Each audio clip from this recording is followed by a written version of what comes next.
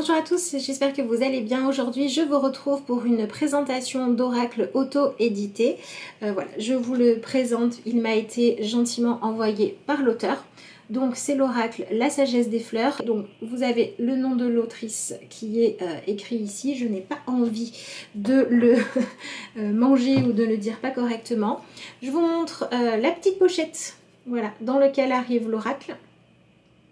Très jolie avec des petits papillons pour pouvoir l'arranger.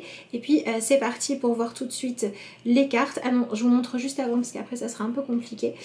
Au niveau de la qualité des cartes, on est sur quelque chose de souple, mais franchement la qualité est bonne. Donc je vais vous parler un petit peu de l'oracle pendant que je vous montre les cartes qui le composent. Donc ici je vous ai mis le livret d'accompagnement que vous recevez avec évidemment le jeu de cartes en lui-même. Donc ici moi je ne les ai donc pas remises dans l'ordre, mais sachez qu'elles sont toutes numérotées.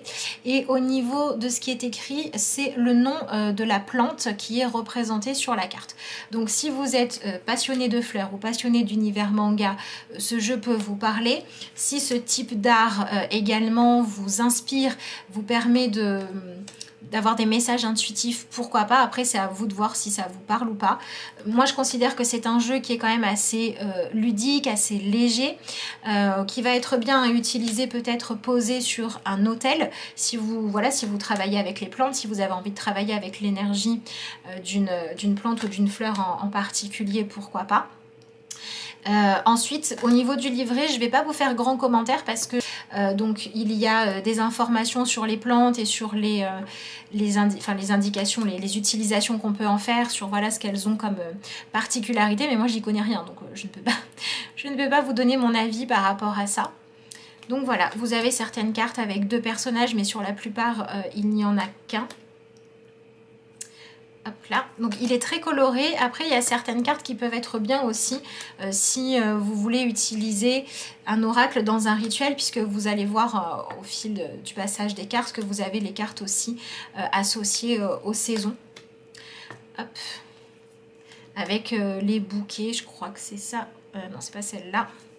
Voilà, vous avez bouquet d'automne, bouquet d'été, etc. Donc pourquoi pas pour faire un rituel. Voilà, si vous aimez les jeux comme ça, un peu ludiques, un peu colorés. Alors après, si vous voulez l'utiliser en tirage, je vous dis soit il vous parle énormément intuitivement, ça c'est propre à chacun. Sinon, moi je pense qu'il peut être bien en complément si vous faites un tirage un petit peu sombre et que vous avez envie de finir sur une touche un petit peu lumineuse et que les images vous parlent en ce sens-là, eh bien pourquoi pas. Alors c'est peut-être celle-là, voilà, oui. Vous voyez ici par exemple, vous avez bouquet d'été et vous avez ça pour les 4 saisons. Voilà, donc il y a pas mal de palettes de couleurs. Alors voilà, il a un style bien particulier. Donc je vous laisse découvrir.